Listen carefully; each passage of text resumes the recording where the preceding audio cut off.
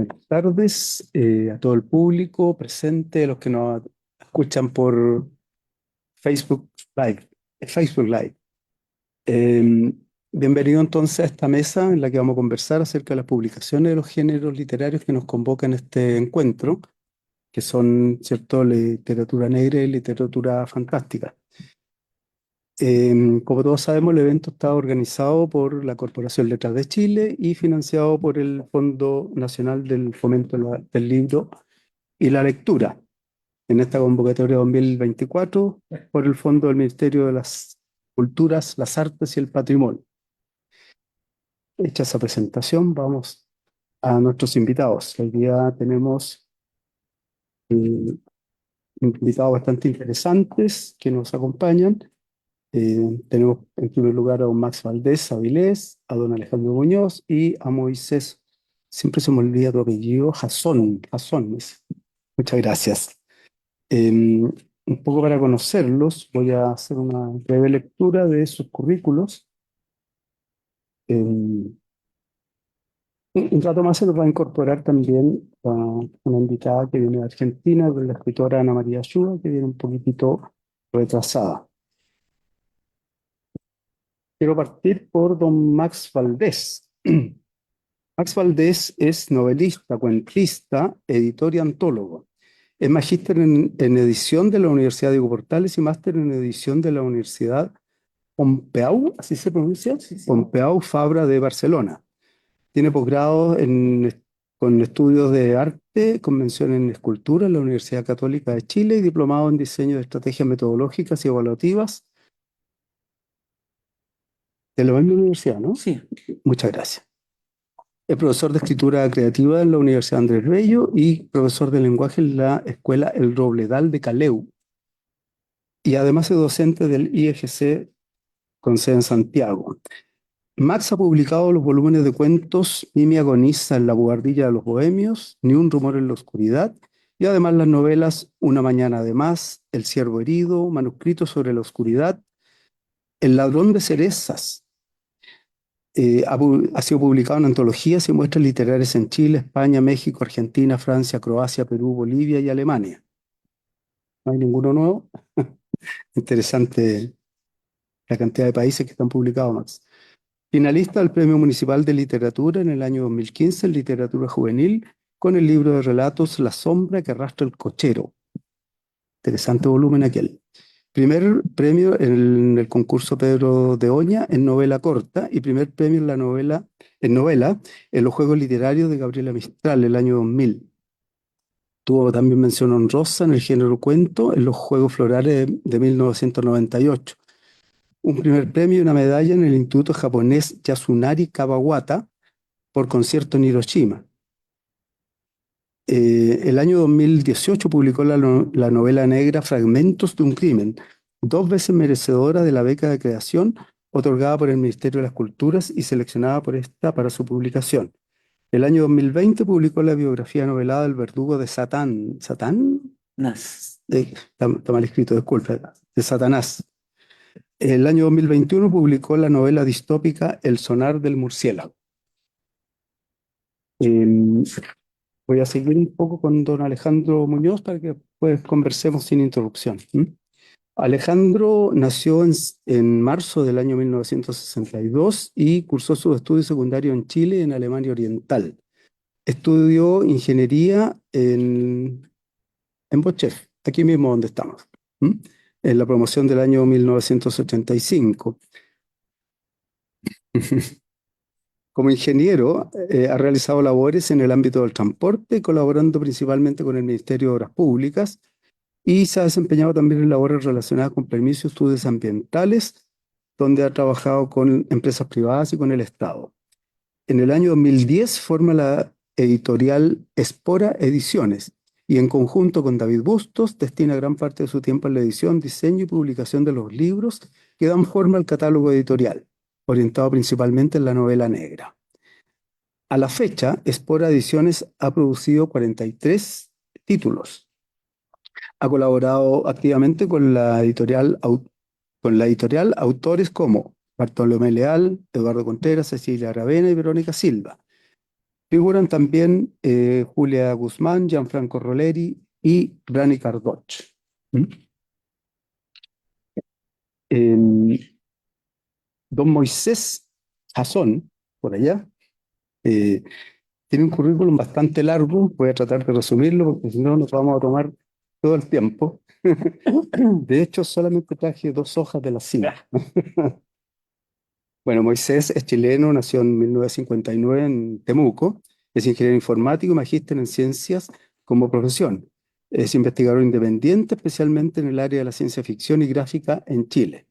Es presidente de la cooperativa gráfica chilena que agrupa editoriales e investigadores interesados en la historia de la ilustración en Chile. Ha desarrollado productos de investigación por el Fondo de Apoyo a la Investigación Patrimonial del Servicio Nacional del Patrimonio Cultural con la Biblioteca Nacional. También colaboró con el Archivo Judío en Chile con un proyecto llamado El aporte judío a la ilustración y el libro en Chile. Ha publicado desde el año 2014 7 libros con la historia de las revistas y la gráfica chilena, algunos con el apoyo de fondos concursables para la edición de libros. Ha formado parte de delegaciones también internacionales representando a Chile en festivales y eventos en países europeos y americanos. Es también charlista, ha publicado muchos artículos, entre otros. ¿Ah? Esa es la parte del resumen. Claro, esa es la que no traje. Es que son muchos. Claro. Mm, Bueno, dice que al terminar casi sus estudios de posgrado publicó un fanzine de ciencia ficción titulado Nadir, que puso el nombre de Chile nuevamente en la boca de los aficionados del mundo. Durante casi 10 años realizó innumerables artículos y notas sobre la literatura de ciencia ficción chilena, las publicaciones pulp y revistas en español. Varios de estos artículos se publicaron en traducción al inglés y al francés. También es corresponsal en Chile de la revista francesa especializada Papiers et Niquems desde el año 2017, donde ha publicado artículos con capítulos de la historia y vida de la gráfica chilena. Publicó en un blog, bibliotecajuntoalmar.blogspot.com, artículos sobre varios temas de ciencia ficción, fantasía, cómics, ilustración, etc. Eh, Hizo un libro también con la historia de su familia, Morada de mis antepasados. Interesante. Posee numerosas ponencias en congresos y encuentros y ha sido publicado en libros y revistas. El año 2023 publicó en Francia su libro Histoire de la BD au Chili, me imagino que se pronuncia de esa manera, misma obra que en español será editada por Marmotilla Ediciones en España este año 2024 como historia del cómic en Chile. Eh, bueno, lo que nos convoca hoy día justamente es conversar acerca de publicaciones de estos géneros y me gustaría cederle la palabra justamente a Moisés, ¿m? Para que él nos dé su visión.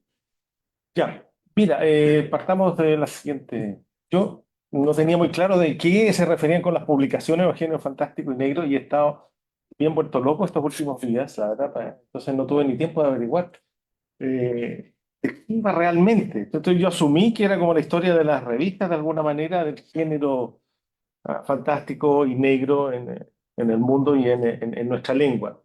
Y es por eso que traje una muestra de publicaciones anglosajonas y españolas como para inducir y mencionar algo que es súper importante, que es que las revistas han sido, en dos géneros en cuestión, aquí, fantástico y negro, han sido el canal por donde muchísimos de los grandes autores han comenzado a trabajar.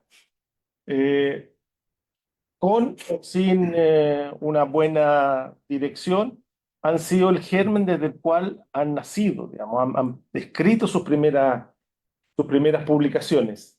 Y algunos han tenido la suerte de que les ha tocado un editor bueno.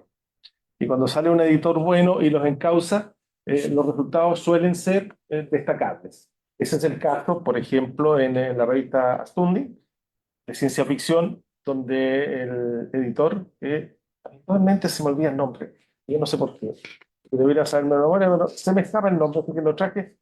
John Campbell, por supuesto. John Campbell, él forjó y dio forma a la gran cantidad de escritores de ciencia ficción que después armaron lo que se llamó la Edad de Oro. Hay mucha edad de oro, ¿no? En el cómic tenemos una edad de oro también en Chile, está lleno de edad de oro. Bueno, pero se menciona eso porque él logró sacar a la ciencia ficción que había entonces, una ciencia ficción, voy a mostrar una portada nomás porque es significativa, ¿no? La ciencia ficción de este estilo, ¿no? Donde ahí tienen al clásico monstruo de ojos saltones, el BEM, ¿no? Hay monstruos, exacto, por eso traje el plan en particular. Y por supuesto porque está la niña con un sostén de metal que es muy clásico, muy cómodo, ¿no? De usar. Así que él la sacó de este mundo y transformó la ciencia ficción. Bueno, y aquí le queda aprovecho de mostrarle, ya que lo traje, una de las características de la revista Pulp, que era esto, que se ahorraban hasta el corte, ¿no? Entonces no está cortada la página. ¿Okay? Lo que hacían esto es literatura muy popular, una literatura donde lo que se buscaba era el ingreso, ¿no? El que entrara cash. Hasta que aparecen buenos directores y logran encauzar a autores. Entonces, por ejemplo, Asimov, que la verdad, bueno, logró ser pulido, digámoslo así, como escritor por John Campbell, y porque se juntaba todas las semanas con él, todas las semanas se juntaban en su oficina. Bueno, y así como él, después vinieron otras publicaciones donde también voy a nuevamente buscar el nombre, la que sigue, por ejemplo, de interés es The Magazine of Fantasy and Science Fiction, en Estados Unidos, donde nuevamente son dos directores, es Anthony Boucher y Francis McCormack, que ellos dan forma a una ciencia ficción un poco distinta, que se aleja ya de parámetros tan técnicos. Y después, en paralelo, casi sale otra publicación en Estados Unidos que también, Galaxy, donde nuevamente es otra persona, Horace Gold, quien va y busca temas distintos. Dice, relatos sobre temas sociales más que temas tecnológicos. Bueno, y todos esos los conocimos en castellano, los conocieron escritores, gracias a que se publicaron después. Por ejemplo, en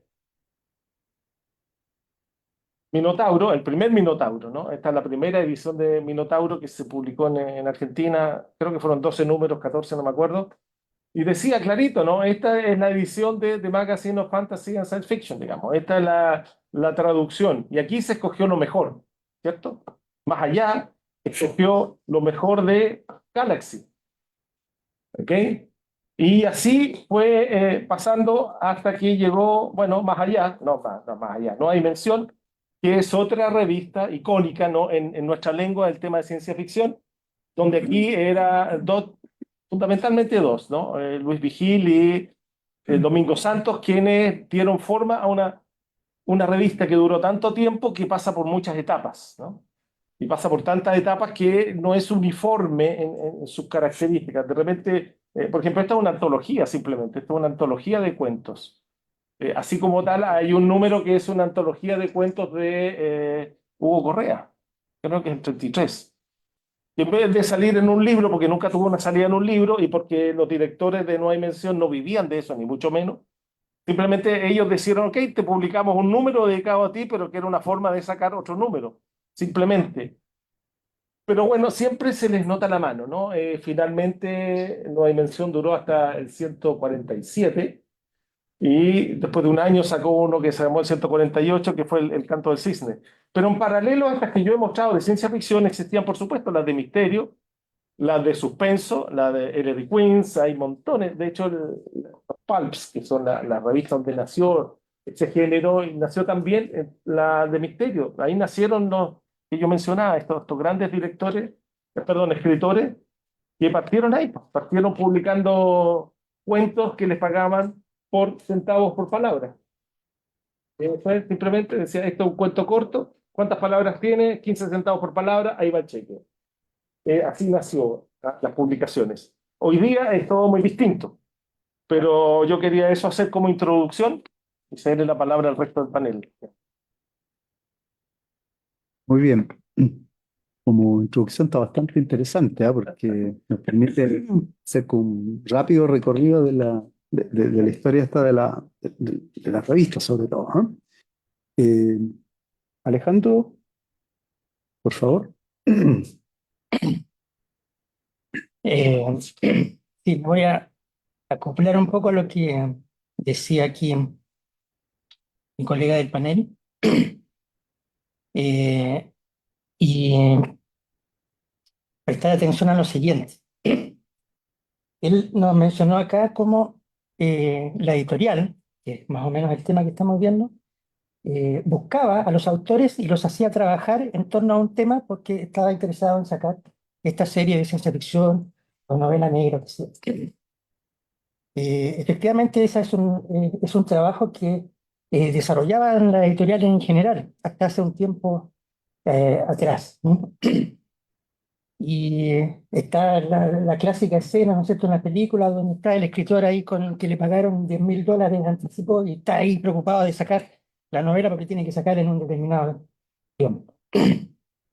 Bueno, la editorial que yo formé no funciona bajo ese esquema, sino que funciona bajo un esquema distinto que es también se puede apreciar, hoy día también se está desarrollando en términos generales, varias editoriales están tomando ese camino que es un poco distinto.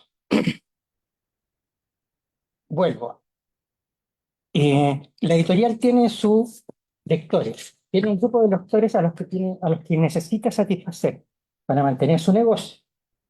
De hecho, a principios del siglo pasado, o antes, muchas editoriales eran a la vez revistas, perdón, librerías. Por ejemplo, la editorial Taschen era una librería que estaba enfocada, digamos, en cuestiones de arte y qué sé yo. Entonces, tiene su público a quien atender, tiene sus clientes y por lo tanto desarrolla la oferta que necesita para atender esa cuestión. En el caso mío, en el caso de Sport Ediciones, yo no tengo clientes, ¿no? Sino que fueron más bien los autores, los clientes míos que se acercaron y, y tenían la necesidad de sacar sus libros y poder llegar a un determinado público. Y esa fue la labor que entonces me tocó desempeñar a mí. Es decir, la editorial ahora toma al autor y publica el libro tratando de llegar a los lectores. Disculpa.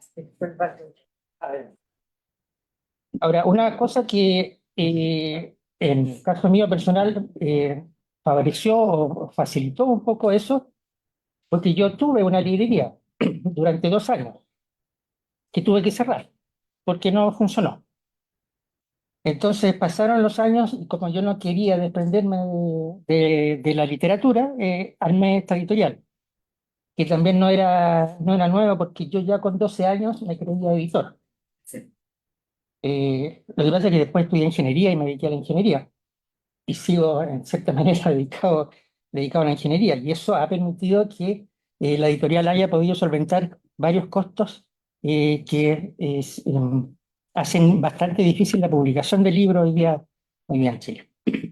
Pero quería tomar eso por ahora, digamos, ¿no? Es decir, yo tenía la intención de ser una editorial, de publicar porque me gustan los libros, siempre me han gustado, y entonces, junto con mi socio, amigo David, digamos, él me presentó unos autores, Bartolomé Leal, aunque empezamos con unos bolivianos, después pero llegó Bartolomé Leal y él empezó, como él tiene bastante red en términos de autores que lo conocen a él y son amigos de él, se acercaron más autores y eso le dieron vida a la editorial y no solo vida, sino que además marcaron su sello.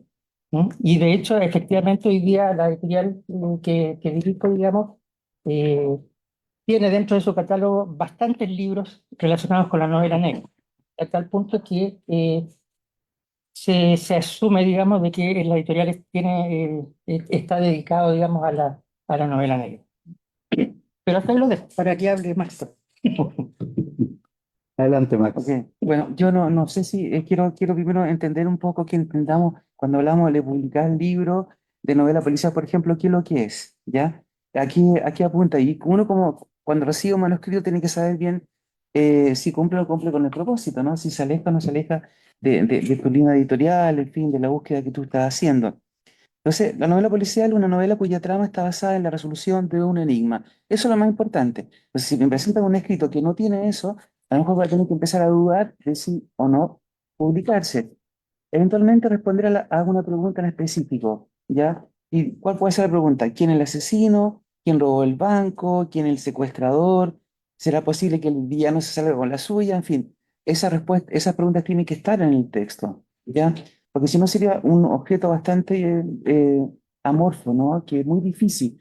Y hay autores que te presentan manuscritos que son bastante extraños también, ¿verdad? Y uno debiera ser honesto y correcto y decirle, ¿sabes que esto no el típico discurso, no se ajusta a la línea editorial, no, eso es el discurso genérico, decirle, mira, tu novela tiene esta problemática, esta dificultad y no cumple con la promesa que tú me estás exhibiendo, ¿no es cierto? Entonces, para eso hay que ser muy, muy honesto.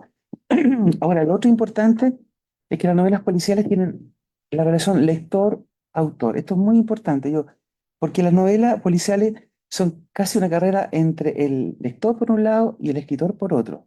¿Por qué?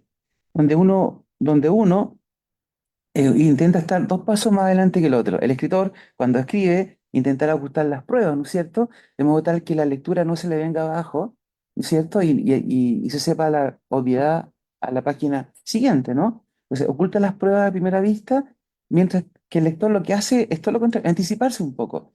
Como el gato y el ratón se buscan. Fíjense ustedes cuando leen este tipo de novela. Entonces, ese circuito es como súper importante que esté presente.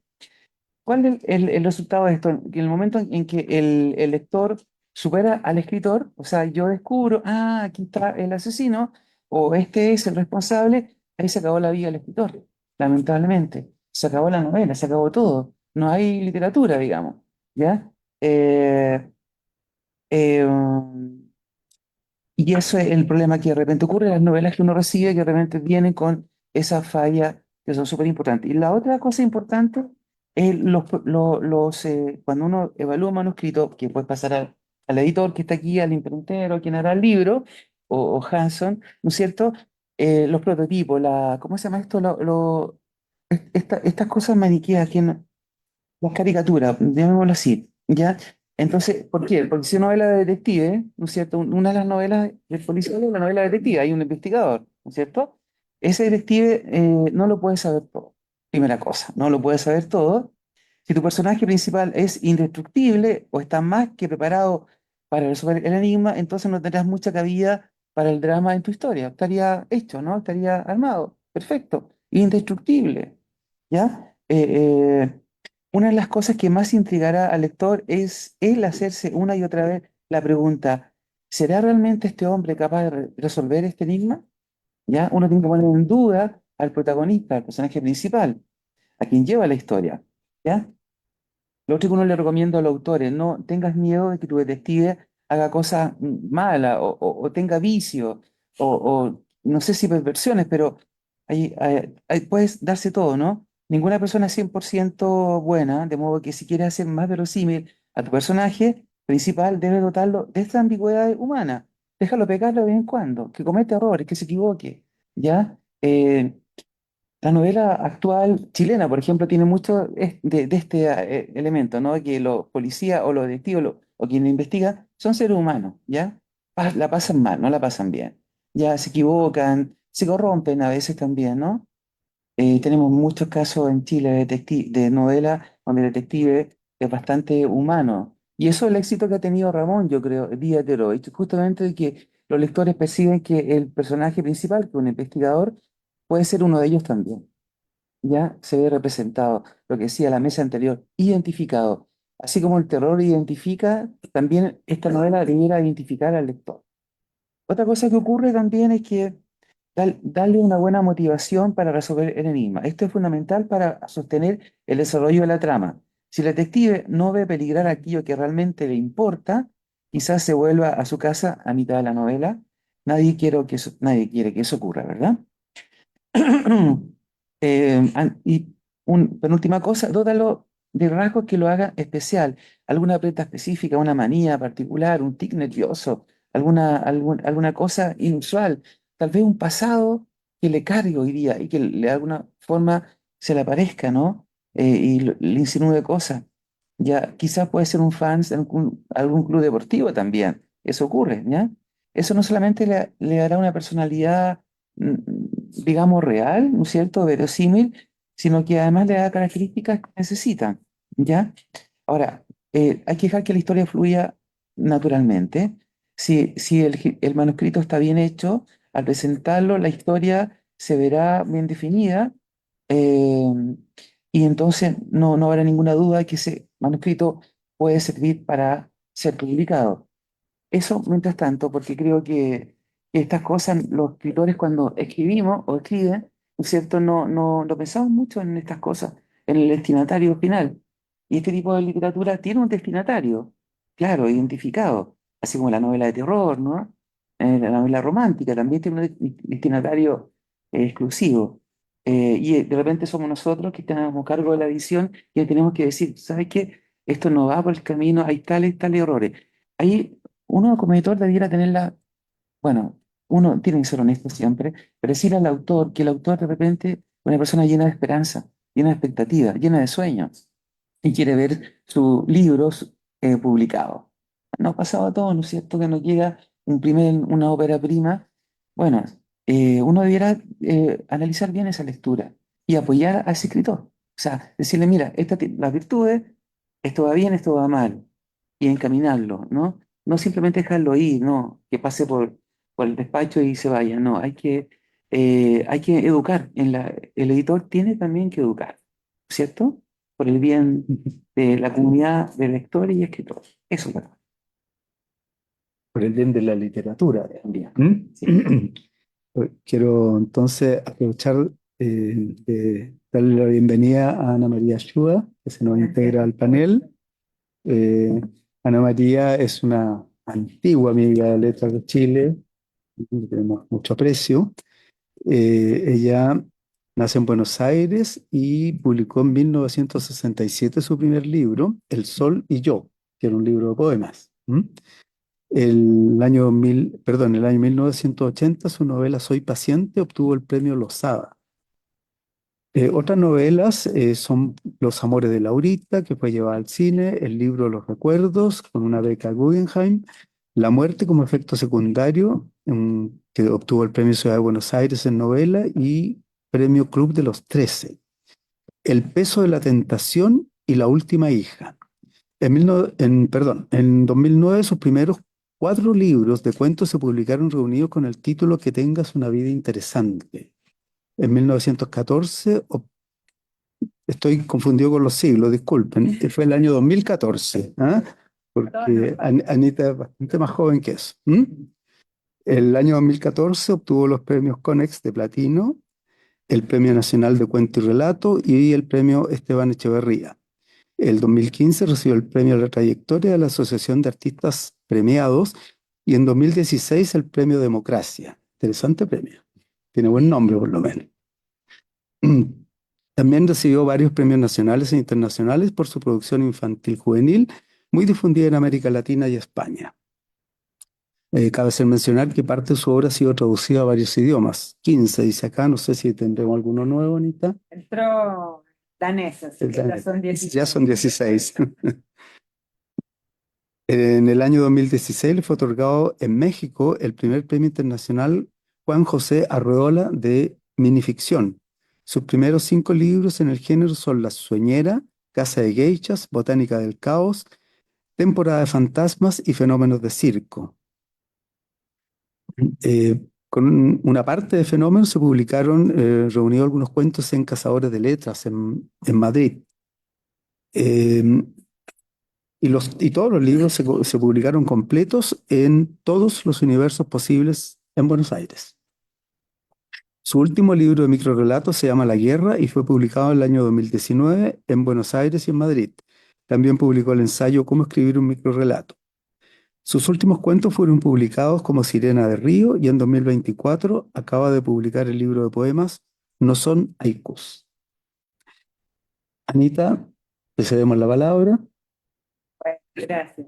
Primero quiero discutir un poquito el tema de policial como policial de enigma. Yo creo que hubo una época del policial en que el policial era policial de enigma, pero hoy no necesariamente, digamos. Hay muchos libros en los que en la segunda página el lector ya sabe quién fue el autor del crimen y sin embargo siguen siendo policiales, ¿no? Hay, por ejemplo, todo un juego entre el detective o el policía que se va a ocupar de encontrar a ese asesino y el asesino, pero en realidad no hay ningún enigma y no por eso vamos a dejar de llamarlos policiales, ¿no? Es un poco lo que pasó entre el policial de enigma y el policial negro.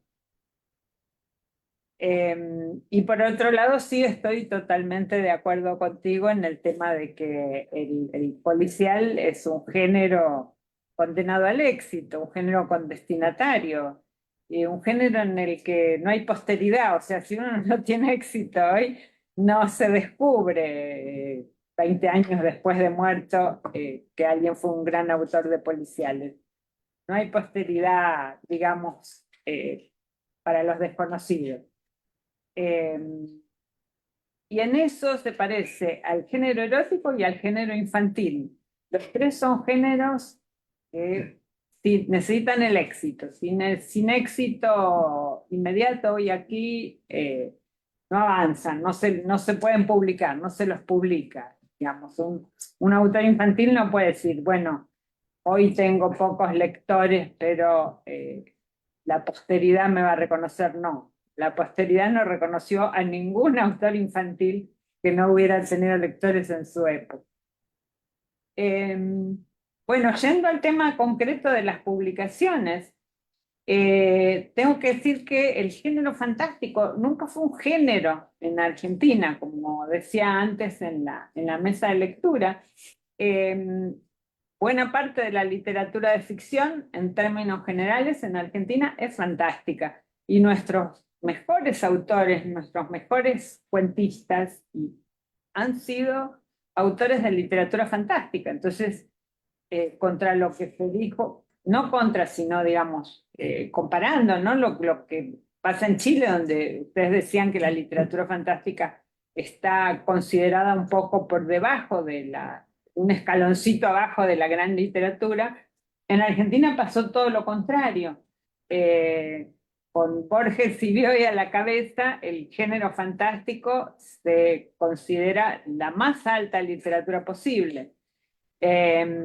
Borges y Bioy además armaron esa famosísima colección del Séptimo Círculo, que le dio también una entrada muy prestigiosa a la literatura. No es que no hubiera publicaciones anteriores, pero el Séptimo Círculo fue, en la primera etapa, la de Borges y Bioy, fue del 45 al 56. Y eso le dio un lugar muy particular en las argentinas. Mucho prestigio. Y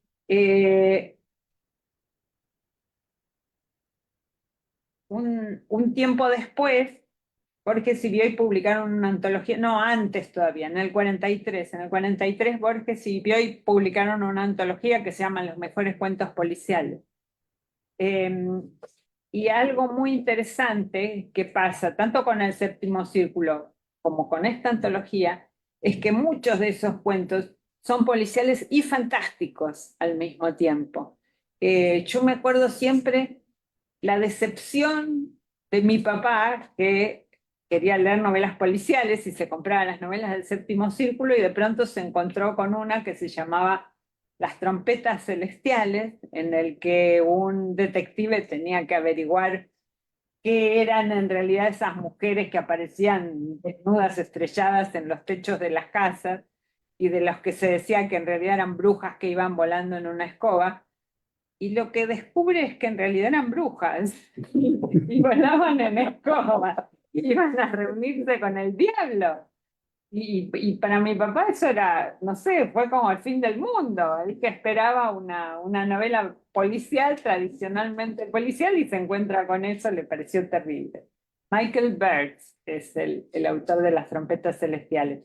Y como Las trompetas celestiales, bueno, hay un cuento, uno de los mejores cuentos fantásticos que existen en el mundo de Graham Greene, que es Una salita cerca de la calle Edgware, que está publicado en los mejores cuentos policiales.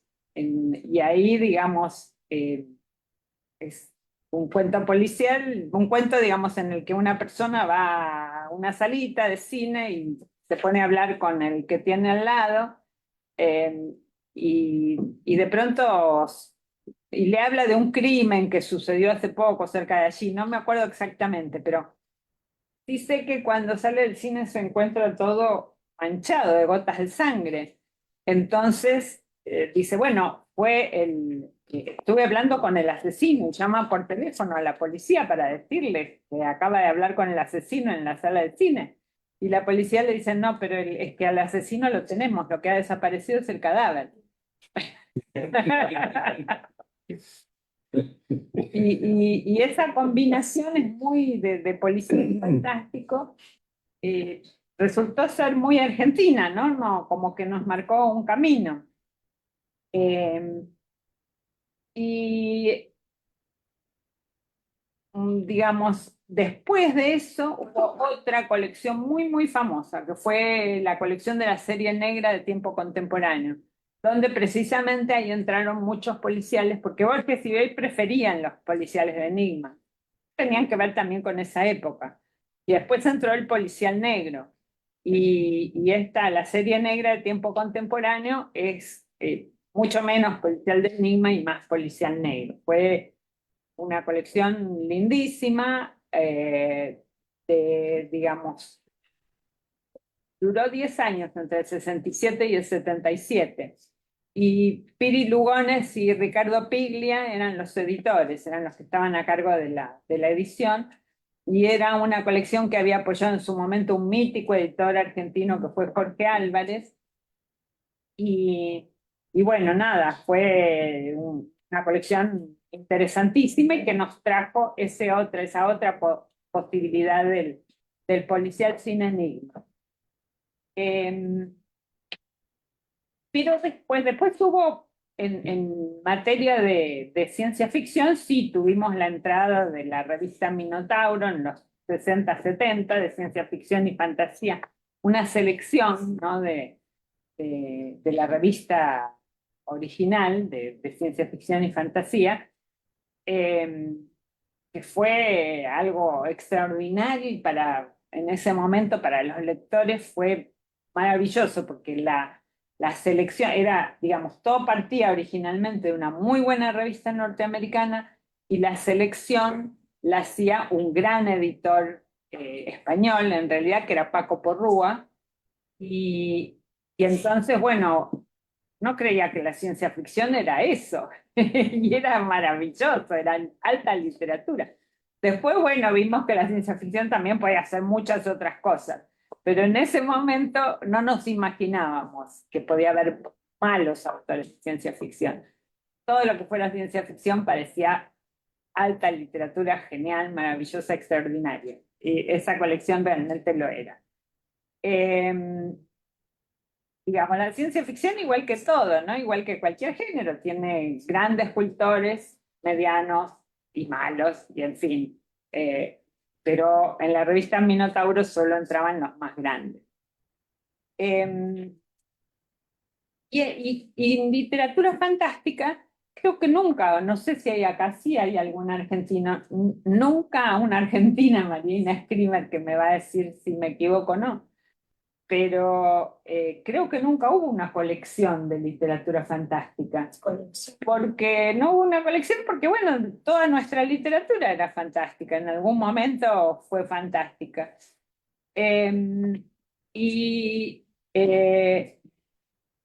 sí, digamos, hubo antologías muy importantes, muy famosas. Una antología fue la antología de literatura fantástica de Borges, Joyce, Silvina Ocampo, que también nos enseñó y nos acompañó y nos indujo a los autores argentinos a escribir literatura fantástica. Y hubo otra antología maravillosa que en mi vida personal tuvo mucha importancia porque la descubrí muy chica, como a los 10 años.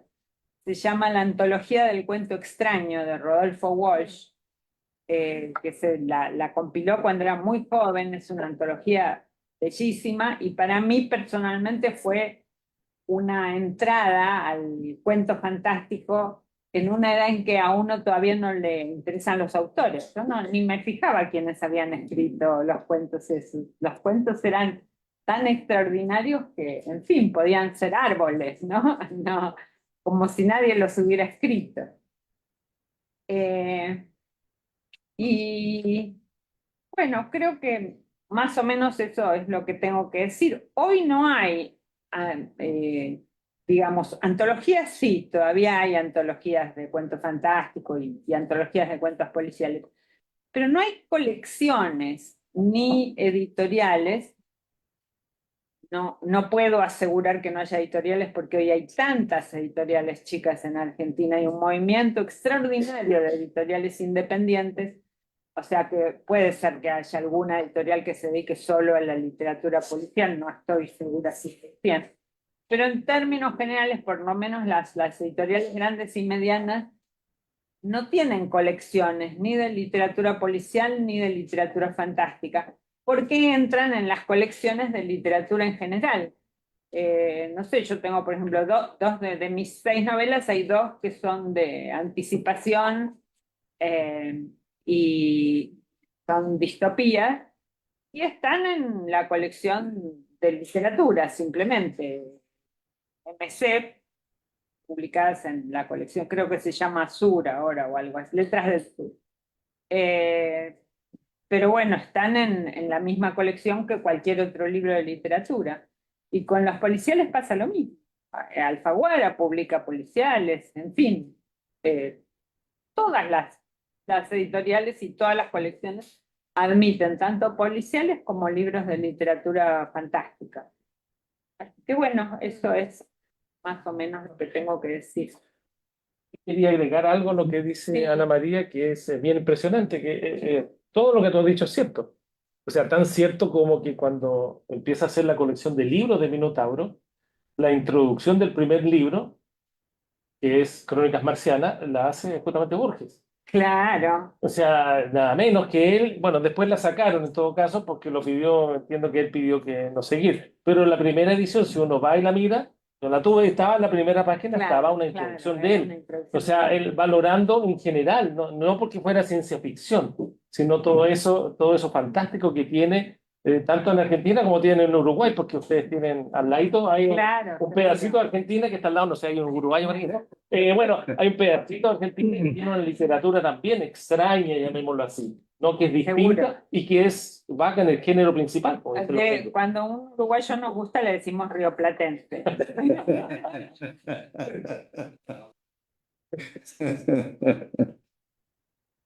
Eh, Bien, no sé si alguno de los otros invitados quiere agregar algo. Yo voy a aclarar algo porque soy medio así cuadrado en este aspecto, pero la verdad es que ¿cómo identificamos la novela policial o la novela negra? ¿Cómo nosotros, lectores por un lado o editores, entendemos qué hacer con este escrito, digamos? ¿Ya? Bueno, hay una clasificación que tiene que ver un poco, y voy a responder tal vez a Ana María respecto al enigma, ¿no? Las clasificaciones que existen, digamos, en la investigación que hice. Mira, hay una que la clasifica, o sea, un editor debiera saber, ¿ya? Cuando está basada en los personajes que la pueblan o en los elementos en que ocurren. La pregunta es, ¿quién lo hizo? ¿No es cierto? El tipo de novela que escribió Conan Doyle, Agatha Christie, este tipo de novelas tienen como personaje principal a un detective, un tipo capaz de ver pruebas donde otros no la ven, valiéndose de una agudeza mental muy excepcional. Estas fueron las novelas que fundaron este género. Es bueno hacer un poco de historia, ¿no? Porque la otra categoría también que investigué es la hard boiled. Hard es como duro y boiled, ¿qué significa? presionado. Como presionado, ¿no? Como así. La olla a presión. Hervido. Hervido, a punto de- Hard-boiled es eso. un huevo duro, hard-boiled egg. Es un huevo duro, exactamente. Claro. Exactamente. Hard-boiled egg. Bueno, esta categoría es súper interesante porque en este tipo de novela ya no tenemos un detective súper agudo, es un tipo investigador que no tiene miedo de meter las patas al fango para buscar la verdad, son novelas donde hay mucho más violencia, quizás sexo, escena cruenta, y tienen autores como, ahí aparece Raymond Chandler, Hammett, James Crumley o Jo Nesbo, ¿cierto? Están en esa categoría. Ojalá no me equivoque, digamos, pero no, yo creo que no me equivoco, ¿no?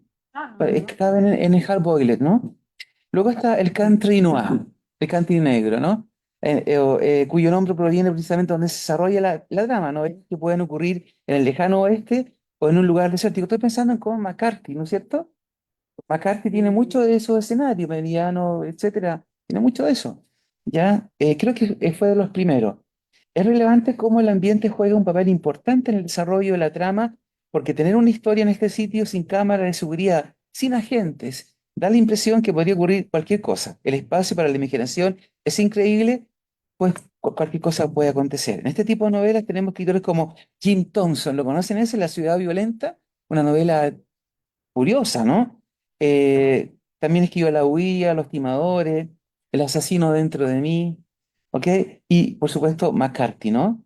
Con No es país para débiles, que pasa en la frontera entre México y Estados Unidos, ¿ya? Donde se enfrentan un poco los narcotraficantes a la luz de la luna, etcétera, que un poco lo que va a tomar después este otro escritor que se llama Don Winslow, El poder del perro, ¿no es cierto? Que va a tomar el tema de la frontera con el narco, digamos, y va a ser la narconovela. Pero antes de eso está el domestic noir. Este es interesante porque o novela en los suburbios le llaman. Aquí introduce el drama, el drama se introduce en la casa, en el barrio, incluso en el dormitorio con tu mujer. La trama se desarrolla dentro de este hogar y una de las novelas que yo creo que es ícono es la de Gillian Flynn, que se llama Perdida, que la llevaron al cine. ¿Ya? Una cosa increíble. Lo interesante de esta novela es la evolución del personaje femenino, porque son focalizados hacia mujeres, eh, y que le da un poder increíble, ya, porque muchas veces quien investiga también es una mujer. ¿Ok? Y aquí viene después la narconovela, la que decía recién, ya, que es lo más actual, ya, que está ahora como en boga, ¿no? ¿Cómo no? Si el cártel está metido en todos lados, ¿no? La droga, el narco, qué sé yo, eso se está produciendo mucho. Este tipo de novela ya no estamos hablando de un solo villano, un solo criminal, sino que estamos hablando de organizaciones criminales, como dice Monsalve, ¿no? La organización criminal, todo un gran grupo, 40, 100, 500, 1000, en donde no solo hay una víctima, ojo, no solo, sino que hay muchas víctimas, tanto directas como indirectas. Víctima puede ser la sociedad, la comunidad, el barrio Yungay, el barrio Mata, cualquiera, ¿no? Entonces ahí se amplifica el concepto del victimario, de la víctima, perdón. Ya, eh, hay un autor muy bueno que se llama Elmer Mendoza, no sé si lo han leído, el mexicano. Mendoza es un tipo muy hábil. Bueno, y por supuesto viene Don Winslow con la trilogía El poder del perro, El cártel y La frontera, que es la última que no he leído, pero que justamente plantean eso. Entonces, acá en Chile no hay, no sé, yo no he visto publicado novela, narconovela todavía. ¿Ah? No he visto. Vamos a tener que escribirla, Eduardo, ¿no es cierto? Porque la verdad es que el tema está aquí, está a la vuelta de la cuadra. Entonces, es un género que justamente amplifica el concepto de lo criminal y es súper importante tenerlo claro. Eso quería dar como marco teórico, simplemente. ¿Ya? Yo quería justamente hacer una reflexión sobre tu división que has mencionado ahí y recordar un poco que esto de separar los géneros, subseparar y vuelta a separar, es algo que comercialmente amplificaron mucho los norteamericanos. ¿Ok? Ellos crearon los géneros de ciencia ficción separados del resto y sacaban esta revista que yo les mostré a algunos y dijeron, esto es ciencia ficción.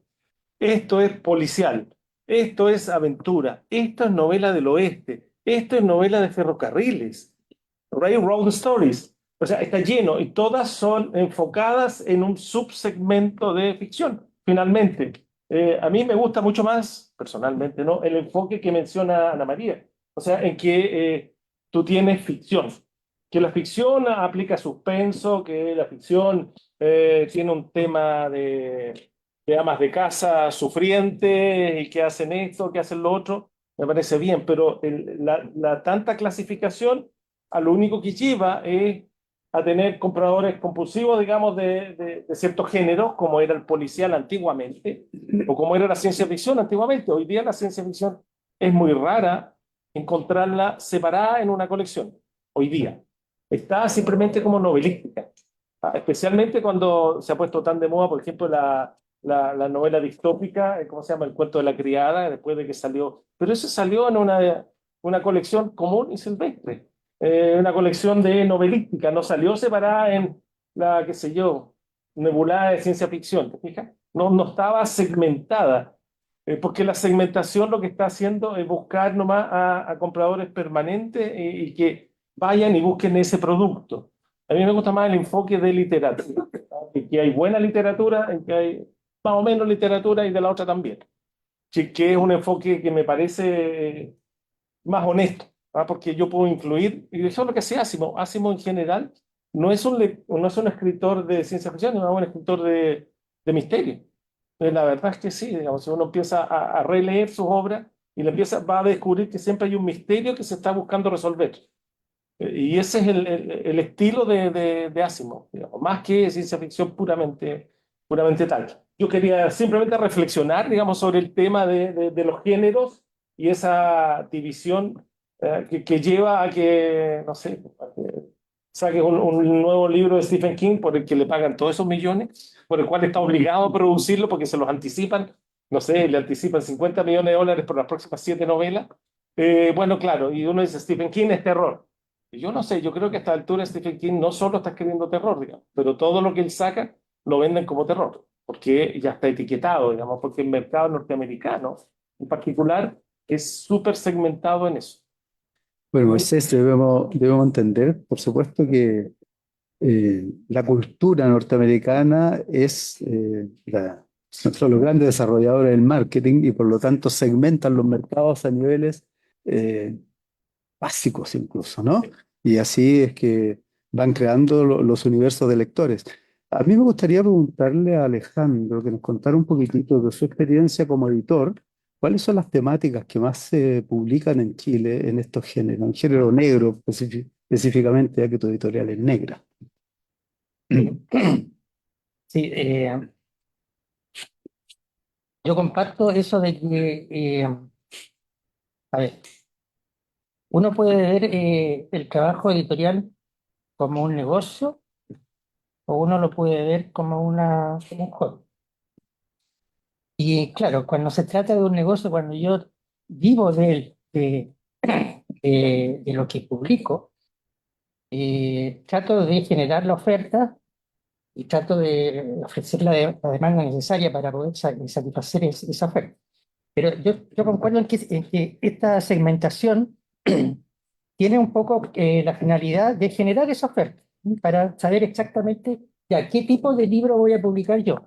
Y cuando lo tengo muy claro, lo más probable es que salga también más barato, porque ya no gasto más esfuerzo en esto, sino que ya necesito un libro de color rojo, perfecto, ahí está el libro de color rojo, solo compro tinta roja, por decirlo de alguna manera. Lo que no significa que no sea necesario a veces efectivamente generar clasificaciones, porque también la discusión en torno a, digamos, a la literatura desde un punto de vista más científico, más académico, también ayuda a la literatura misma y ayuda a los autores también a buscar o a tratar de ubicarse un poco de qué es lo que quieren hacer y dónde quieren innovar, etc.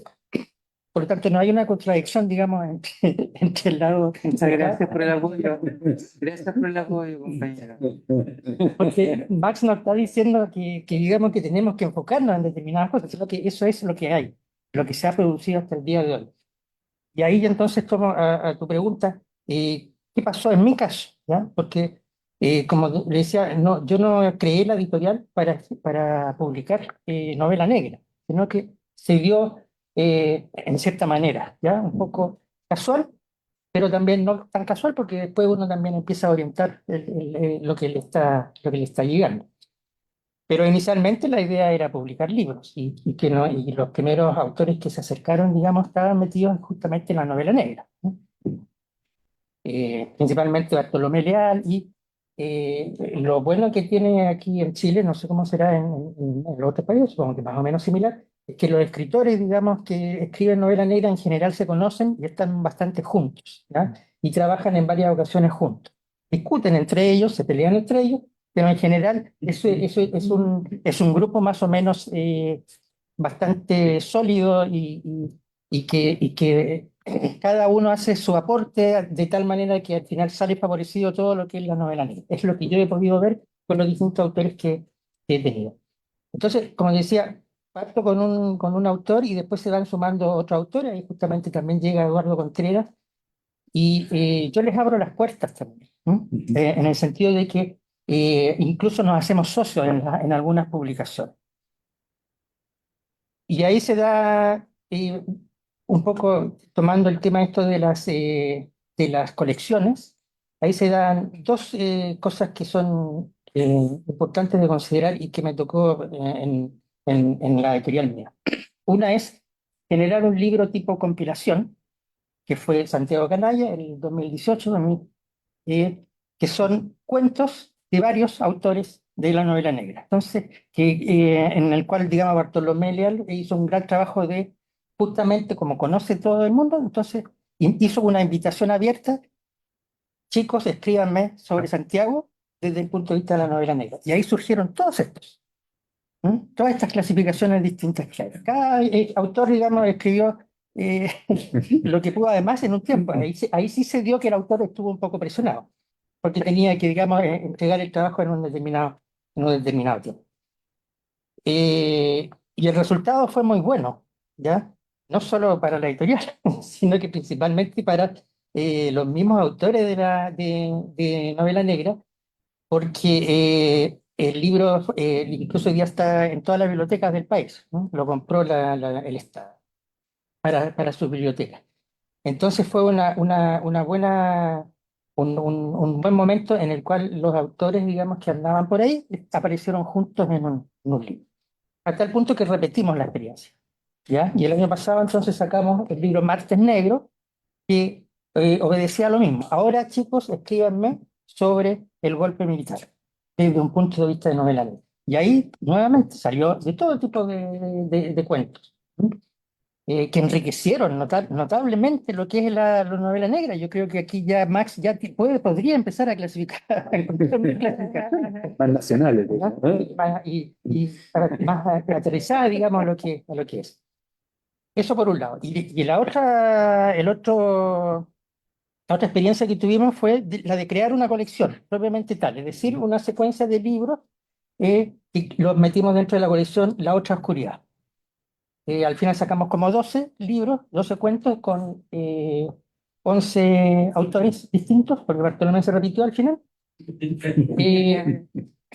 Eh, ahí no fue el mismo éxito porque principalmente porque el objetivo un poco era generar una colección como la que nos han relatado acá, digamos que apuntan, digamos, a un público bastante masivo y que tú puedes, por lo tanto, abaratar un poco los costos y también presentar el libro con un valor más o menos accesible, tipo bolsillo.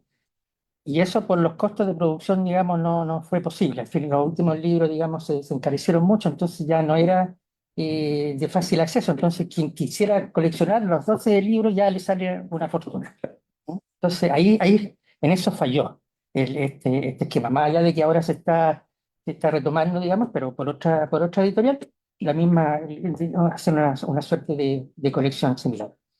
Esas son las experiencias que yo he tenido, digamos, como editorial. ¿Y cuál sería la visión de ustedes respecto de, porque entendemos, ¿ya? Que publicar libros físicos es caro, ¿ya? Yo creo que en Argentina también, ¿ya? Sí, Aunque pero se tengan, abarató muchísimo, si comparamos con lo que pasaba hace 50 años, y eso es lo que ha producido ese florecimiento de editoriales independientes en todo el mundo. ya, esto es porque se pueden hacer tirajes más de menor cantidad, ¿cierto? No sé bien, pero sé que se abarató por razones técnicas, tecnológicas, ¿no? Ya no hay que armar la tipografía, en fin, por Sí, muchas razones. sí, Por claro, otro lado, el papel está carísimo. sí, Claro. exactamente. Bueno, Pero todo eso de todas maneras eh, significa un costo que puede ser elevado, como nos decía Alejandro, sobre todo si uno quiere tener una colección, ¿ya? Entonces, em, ¿cómo es la visión de usted respecto de abaratarlo aún más a través de los medios tecnológicos y editar libros digitales? No sé cuál es la respuesta de los lectores, cómo la ven ustedes como editores y como escritores. Bueno, yo como Sí. escritora Mm. estoy absolutamente feliz de que todavía haya tanta gente que rechaza leer en pantalla. Yo leo en pantalla y también leo libros en papel, las dos cosas. Pero hay incluso mucha gente joven, para mi sorpresa, que prefiere el libro en papel. Bueno, para los autores es importantísimo porque el ebook se roba. En español se roba. Uno se lo baja de internet gratis.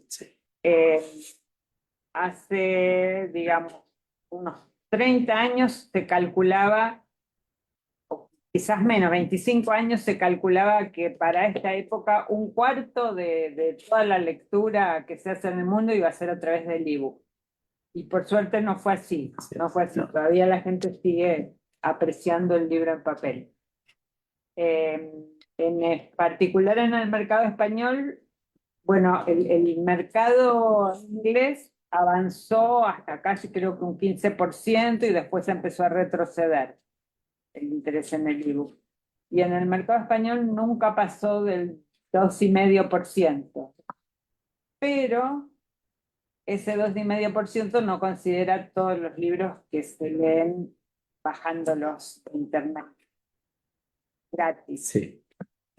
Gratis significa, bueno, que ni el editor ni el autor van a cobrar un centavo por su trabajo. Ese es el problema del libro. Yo puedo hablar ahora me pongo otro sombrero, me pongo el sombrero de editor. Yo tengo una editorial junto con la socia que está por allá. Y lo que estamos haciendo en esa editorial, que ya tenemos del orden de 20 libros, es recuperar lo que es el patrimonio gráfico chileno. Es recuperar la historia de la ilustración y de ese estilo. Yo traje hoy día aquí un par de muestras que son justamente de los libros que a mí más me encantan porque son de ciencia ficción. Entonces, son de los que yo hubiera deseado tener cuando empecé a leer ciencia ficción y no había. Por ejemplo, este que es el primer cómic de ciencia ficción chileno de 1924. Está una edición facsimilar, en tapa dura, a todo color, etcétera. Bueno, esto, hoy día, los costos de hacer esto se dispararon, digamos. Esto lo lanzamos el 2000, antes de la pandemia, digámoslo así. ¿Ya? Y esto fue impreso en China, digamos, cuando todavía podíamos confiar en los plazos de entrega de allá de China, que con la pandemia todo se pudrió, como dicen los argentinos, ¿no? Sí. Exacto. Y bueno, entonces hemos trabajado ahora con editoriales chilenas, pero claro, con imprentas chilenas. Por ejemplo, sacamos este otro, también mío, porque a mí me encanta la ciencia ficción, ¿no? Se llama Precursores del cómic de ciencia ficción chileno. Este fue impreso en Chile. También un libro a color, en papel cuché, una maravilla. Pero también hoy día ya no podemos hacer esto en tapa dura, digamos, no por los costos. O sea, lo mismo que mencionaba aquí, significa que esto tendríamos que venderlo a precios que no lo comprarían. Entonces, claro, ¿qué estamos haciendo? Bueno, nos estamos replanteando las publicaciones y la estamos viendo ahora en un formato un poco más accesible, en tapa blanda, en papel tal vez no cuché, digamos, con menos gramaje, etcétera, buscando mantener la calidad de la edición. Eso sí, no lo calzamos, digamos, en que hay una buena reproducción, un texto muy apropiado. Y bueno, y como lo que sacamos es fundamentalmente gráfico, nosotros no estamos muy en el mundo de la parte digital, digamos, ¿te fijas? Porque justamente el que tiene un texto de este estilo, lo que quiere es ver la imagen y verla bien, te fijas, no solo leer un texto, ¿no? Que es lo que tú mencionabas. Eso, yo también vi esos porcentajes de avance de las lecturas de ebook.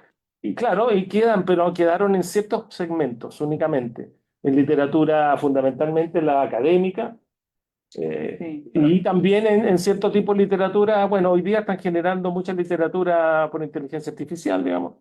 De hecho, Amazon tuvo que poner un límite a la cantidad de libros digitales que tú podías subir en un día, porque estaba lleno de gente que entraba a un software y decía, quiero una novela para jóvenes de 18 años, que tenga una princesa, que tenga magos y haga no sé qué, y le sacaba una novela de 150 páginas y la subía, y vendiera 2 o 3 y ya le pagó. ¿Te fijas? Entonces, suspendió la ilimitada capacidad de subir libros digitales justamente por eso.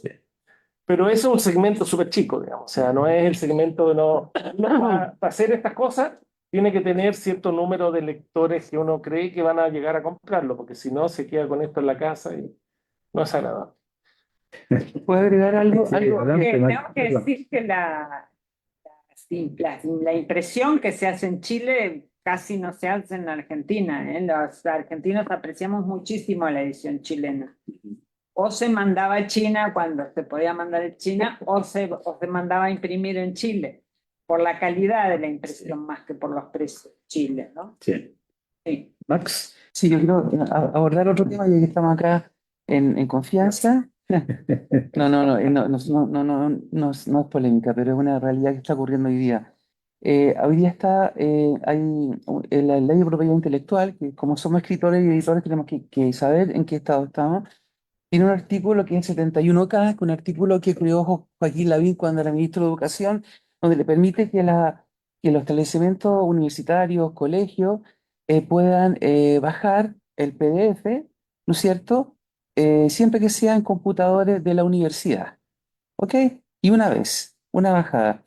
¿Qué ocurre hoy en día? Que los alumnos la bajan del tablet, de cualquier parte, entonces se pierde y se multiplica, ¿no? El PDF, y por tanto el autor no recibe nada y tampoco el editor recibe nada cuando está intermediario. Eso está pasando hoy día en todo el país, ¿ya?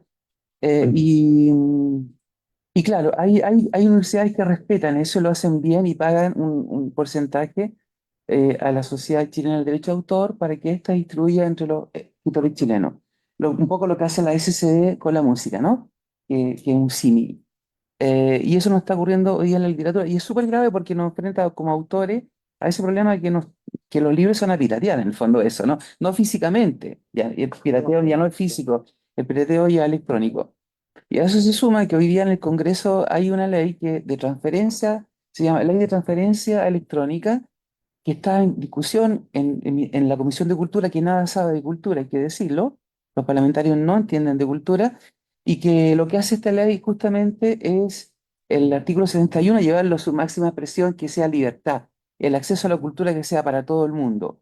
Ok, está bien, accedamos a la cultura, pero paguémosle a los autores y a los editores lo que hay que pagarle. No, este borrador que yo accedí no tiene eso, o sea, nosotros vamos a seguir escribiendo ya y publicando. ¿Para qué? Para que el Estado lo distribuya. Está bien, yo creo en el acceso. La gente tiene si la gente lee, fantástico, pero también hay un ejercicio ahí, ¿no?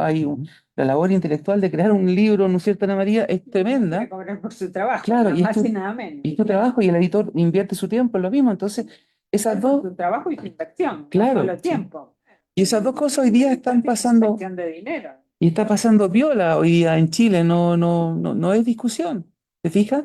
Entonces me parece grave bueno, en fin, polémica. Ahí estamos uniendo los dos géneros, el negro y el fantástico. El fantástico porque se cree que los creadores van a seguir creando sin necesidad de una retribución, y el negro porque en realidad eso no es así, digamos, y va a terminar con una uniformidad de material, que es lo que está haciendo la inteligencia artificial de alguna manera, digamos, que está uniformando el conocimiento a un resultado que no aporta, digamos. Quiero hablar, Felipe. Felipe, por favor, adelante.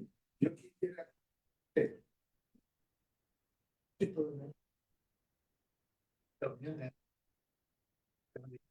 que hace unos 4 o 5 años atrás se hizo un estudio en Europa con respecto a la lectura de libros, particularmente los segmentos de la juventud. Dicho sea paso, los norteamericanos construyeron una fórmula que se usa incluso en sociología, que encuentro terrible, porque tiene que ver con las conductas de compra y no con las conductas de vida, digamos. Que está famoso de los baby boomers, generación Z, X, Y. Eso es un invento para vender. Bueno, la encuesta entregó que por primera vez los libros habían vuelto a superar la lectura, los libros de papel, a la lectura digital. Sí, por supuesto. Como bien decías tú, tu nombre es Moisés, la lectura digital mayor, que es bastante pobre, es de los papers, de la digital, de la universidad. Pero leer libros en ebook y toda esa fórmula bajó ostensiblemente tanto que el negocio del ebook desapareció. En algunos casos, No la tanto. venta, no hubo renovación, porque hicieron un estudio de análisis de la luz que te permitía que no te dañara la vista, etc. Ese es el primer dato. Y el segundo dato, que me parece un dato político-económico, por ejemplo, que hoy día la cadena de distribución hace que se encarezca el libro en Chile. Y el mejor ejemplo de eso era la situación que nosotros íbamos a comprar libros argentinos. O sea, chileno trataba ya la menor ropa posible para que en la vuelta del avión uno lo llenara de libros. Eso lo escuché una vez y no 10 veces. ¿Por qué? Porque allá un libro que aquí costaba 15.000 pesos y ya costaba 5.000 pesos. Entiendo por los comentarios que me estaba otro día con la Inés, y que me decía que los libros se habían lanzado hacia arriba y habían metido Digamos, fuerza. no, es difícil armar ningún pensamiento alrededor de ese tema porque en Argentina nuestro peso en relación con la divisa cambia constantemente esa relación. Entonces, a veces los libros son más baratos y entonces van a cruzar de Chile a Mendoza, a veces son más caros, cruzan de Mendoza a Chile. Pero hay un Eso tema de cambia mercado, todo el tiempo. un tema de mercado. Pero es un tema de mercado de divisas, es un tema de mercado de divisas, Sí, sí, no sí. es de mercado de Es el libros. caso hoy día de que vive Argentina. Pero la estructura de distribución argentina todavía sigue siendo favorable para el precio. En Chile, en cambio, no. En Chile, y esto podrá Carlos, tu nombre, confirmármelo, sé, el precio original de un libro, poniéndole el 100% de margen de utilidad de lo que equivale a la producción de un libro, que sería un margen excesivo, eso no se traduce en el precio público.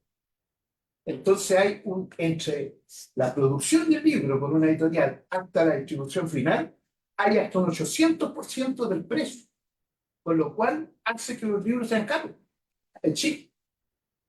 Uno métase en el circuito. Ahora, eso agravado hace unos 8 años, 10 años atrás, cuando llega el primer gobierno de Piñera, se eliminó la única distribuidora que había estatal, que era la del diario La Nación. Él, al cerrar La Nación, eliminó la distribuidora. Y esa distribuidora, que distribuía todo lo que se publicaba en los kioscos de Chile, nosotros teníamos una cadena de 8.000 kioscos que hoy día está reducida a menos de la mitad,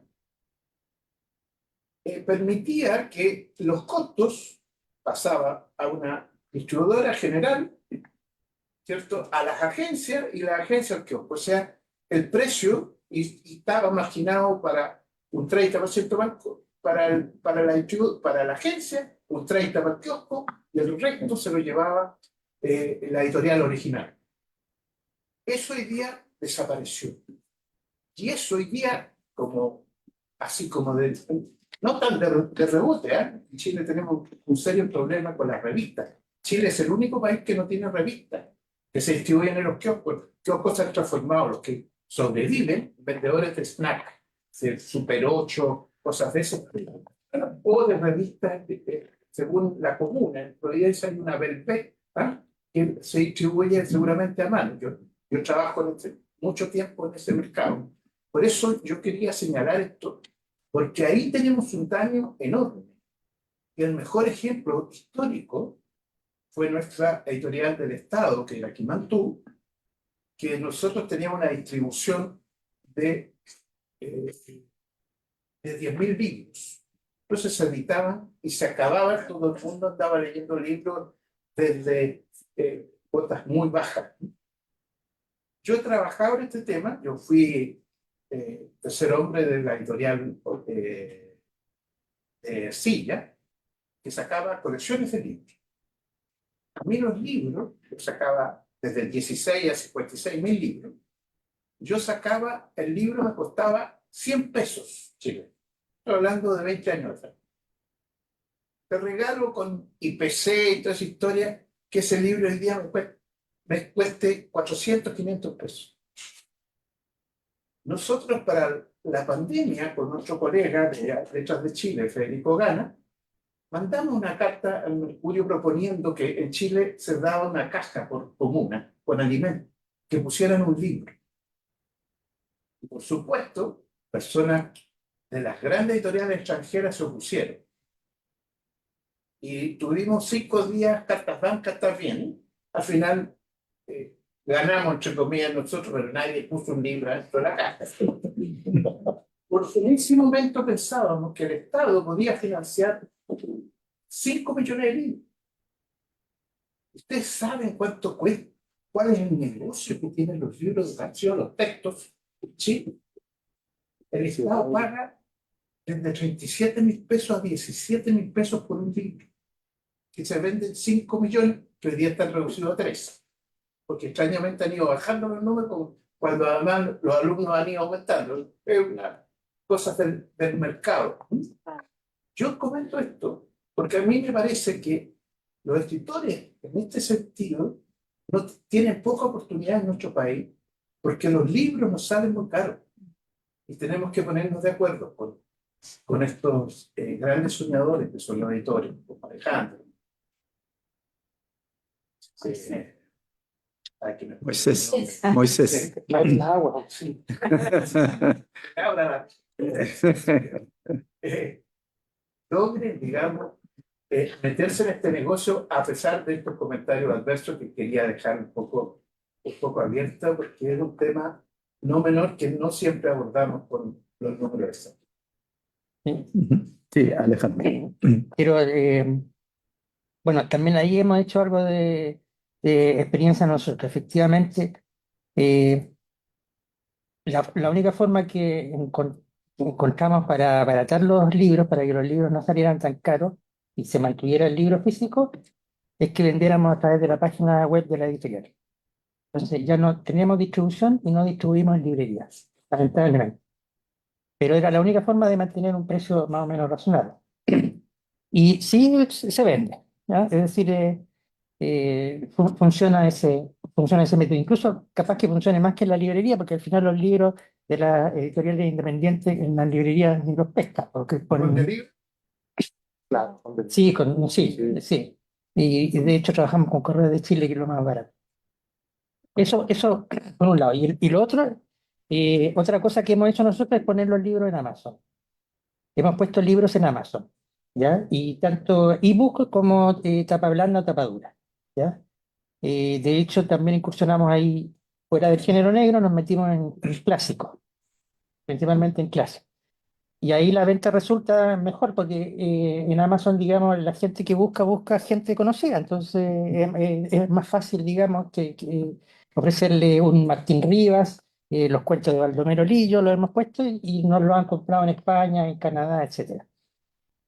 Y a nosotros nos sale en coste cero. Solo nos significó, digamos, tiempo en hacer la edición y en subirlo en Amazon.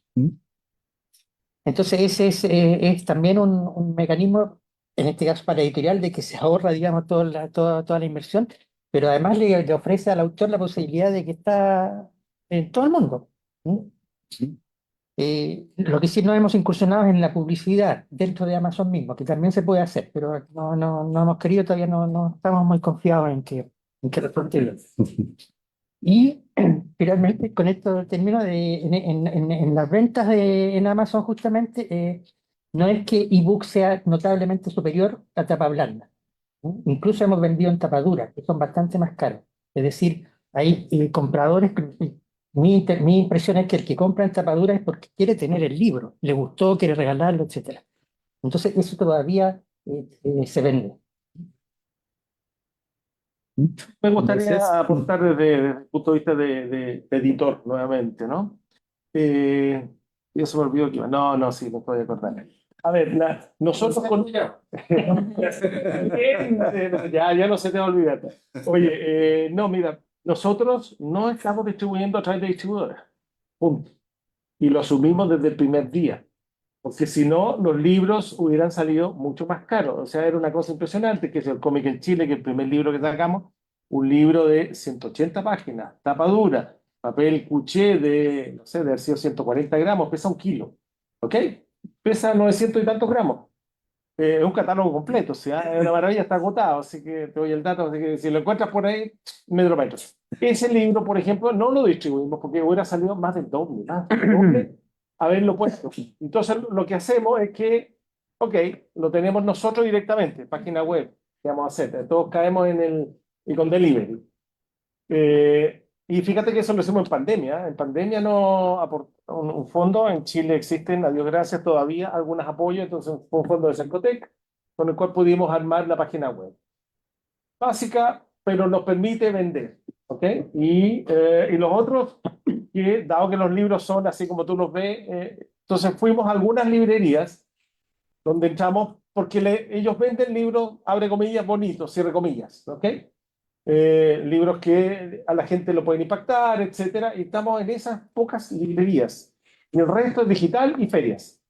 Lamentablemente, las ferias, ¿no? Nuestro sino, ¿no? Nuestra permanente tortura que nos obliga a estar ahí fines de semana, largas horas, a veces a pleno sol, a veces bajo la lluvia, a veces en distintas circunstancias. Pero claro, tiene lo bueno que estás en contacto con el comprador, sí, y es impresionante las historias que te cuentan algunos. Nosotros sacamos un libro con la historia de Mampato, de la revista Mampato, y te cuento las historias que escuchábamos de la gente que venía, es emocionante. Bueno, eso lo ganas al estar en la feria, ¿cierto? Pero no puedes distribuir a través de todo Chile, pues, salvo la página web, delivery. Nosotros no usamos correo, usamos otro de la compañía, no, de la competencia, no vamos a decir nombre, pero sí se lo mandamos a domicilio, la gente lo compra y punto, pero tienes que difundir mucho. Cuesta, o sea, estas ediciones de 1000 ejemplares llevan varios años saliendo. Y uno no quisiera eso, quisiera que, oye, 3, 4 años ya está bueno. No, no podemos hacer eso. No, no si hacemos 1000. Por eso también otro de los criterios es que estamos bajando el número de ejemplares. Estamos acercándonos a lo que la gente hace habitualmente, 500, Es mejor y de ahí para abajo. Claro. ¿Sí?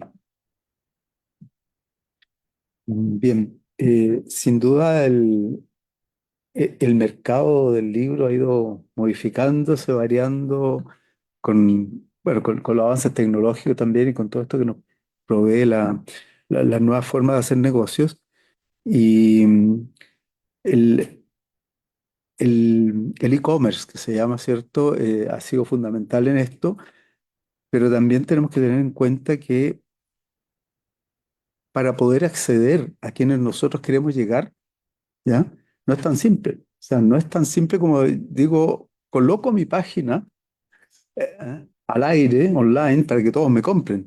Porque quién sabe cómo se llama mi página y cómo llegar. ¿Mm? Entonces, no es tan simple tampoco decir, esta es la solución. ¿Mm? No sé, Max, si tú has tenido experiencia con venta a través de Internet No, como editorial. no, yo soy muy malo para vender, yo no puedo vender nada. No, no tengo habilidad alguna, todo lo regalo. O sea, entonces me empiezan a esconder las cosas a mis hijos porque dicen que las regalo. Pero por eso mejor eso que queda a cargo de otras personas, no de mí, digamos. Pero yo apelo a lo que hay dentro del objeto libro. Adentro del libro hay un contenido, adentro del libro hay que que puede mejorar tu vida. Ya, entonces en la medida que los editores y los escritores, ¿cierto?, consigan crear esos mundos para sanarnos en el fondo, para recuperarnos, yo creo que vamos a estar haciendo lo que tenemos que hacer. O sea, yo empecé tarde a hacer una cosa que me dijeron que era absurdo, era ridículo, que estaba volviéndome un viejo, ¿no? Me dijo mi hijo mayor, está hecho un viejo. Yo empecé a estudiar piano tardíamente, muy tarde. Y resulta que la experiencia, piano, la experiencia de tener un profesor, un maestro, ya llevo 1 año y medio, 2 años, ha sido de la experiencia más parecida a la experiencia de la lectura. Porque estoy horas y horas ahí estudiando arpegio, acorde, hasta que sale la cuestión y me siento el hombre más feliz del mundo. Vuelvo a ser niño cuando por fin toco el minueto de Bach, el clásico, ¿no? No, perdón, de Mozart, el minueto de Mozart. Y para mí es como hacer un libro, o sea, maravilloso. Es maravilloso. Entonces, si podemos transmitir esa, ese mundo a los que leen, fantástico. Por eso yo creo que hay que hacer clase en colegios que lo necesiten, hay que hacer talleres literarios, a la gente que quiere escribir, hay que motivarla a que escriba y hay que compartir las herramientas que uno tiene. Hay que compartir el saber. El conocimiento no es de nadie. El conocimiento yo lo recibí de manera gratuita y también lo debiera entregar de manera gratuita a quien lo necesite. Y si es para crear, ya sea una sinfonía o un libro, bienvenido sea. Y el libro de esa manera no va a desaparecer nunca, aunque sea caro, aunque cueste. Ya, pero yo de repente veo personas jóvenes que gastan un fin de semana 19.990 pesos en una pizza y una Coca-Cola. Y yo digo, o sea, pueden gastar 20 lucas en algo que se va a consumir y se va a votar al día siguiente. O sea, ¿qué sentido tiene entonces? Cuando un libro vale 10, 12, no más, 15 quizás. Entonces, la gente que quiere leer va a leer siempre. La gente que quiere tener el libro ahí en la cama como lectura va a tenerlo siempre. ¿Te fijas? Nosotros somos meros intermediarios nomás de ese gran sueño que es la literatura, nada más. Vamos cerrando. Estamos en la hora, entonces sería bueno que fuéramos cerrando. Y le doy la palabra al que quiera despedirse primero. Alejandro, tal vez tú. Eh, sí, yo sigo un poco lo que dice Max y también en relación a tu pregunta. Tenemos ahí la página web y confiamos en que va a llegar la gente y la gente llega porque al final, digamos, efectivamente lo que uno está transmitiendo le gustaría que, claro, le llegara a todo el mundo, pero sabemos que hay mucha dificultad y mucha contraofensiva frente a eso, pero llega. Igual va llegando y es un granito de arena y efectivamente cuando llega bien, como dice Max, cambia, yo creo que cambia vidas y eso abre alguna esperanza para salir de la miseria en la que nos encontramos, políticamente hablando. Gracias, Alejandro. Anita María, vamos a cerrar. Bueno, nada, me ha dado mucho gusto participar en esta mesa con profesionales que realmente están hablando de lo que saben, viven y sufren todos los días como editores. Siempre es muy interesante para un autor escuchar a los editores. Muchas gracias. Moisés. Claro, yo voy a hacer desde el final, pero bueno, no, yo quiero decir que obviamente nosotros con nuestra editorial no estamos buscando fines de lucro. Estamos sí buscando no perder, es lo primero. Y segundo, que destacar que, tú lo mencionaste, nosotros salimos con estos libros fuera de Chile, vamos a distintos países, y siempre llama la atención, digamos, que Chile, ¿ya? Es Chile. Chile es el que tiene, no, y se sorprenden. No es casualidad, por ejemplo, que la primera edición extranjera que sacamos de uno de nuestros libros, la historia de la historieta en Chile, el cómic, fue francés, ¿no? La historia de la BD au Chili. Y sabes que le fue muy bien. O sea, estaba ahí en el festival donde se, y le fue muy bien. La gente muy interesada. Y claro, dice Chile, oh, Chile. Y Francia es un país terriblemente dedicado a la historieta. De hecho, hace 2 años el libro más vendido en Francia fue un libro de historieta. ¿Ok?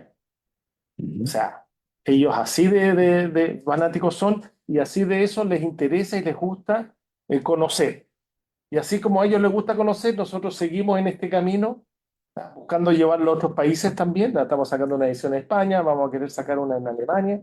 Ahora que Chile está país invitado a la Frankfurt Book Messe 2027, a la Feria del Libro de Frankfurt, queremos estar ahí con una buena presencia y dignificar, digamos, lo que es la historia chilena en la gráfica, que es lo que yo me estoy dedicando, y la ciencia ficción también, porque está en mi corazoncito por aquí, ¿no? Bueno, darle las gracias a los panelistas Ha sido bien interesante la conversación, nos hemos paseado por múltiples temas y tópicos, ¿cierto? Se nos ha pasado el tiempo en realidad bastante rápido. Despedir a todos los que nos están escuchando, viendo a través de Facebook Live y a todos los presentes. Dejarlos invitados también para la próxima sesión, que ocurrirá dentro de media hora, que es una mesa de lecturas, obviamente de literatura negra, en donde tendremos algunos interesantes invitados como Guillermo Orsi, Sonia González, Juan Ignacio Cotil, Francisca Rodríguez, Cecilia, por ahí la veo, y Martín Pérez. Eh, Muchas gracias y buenas tardes.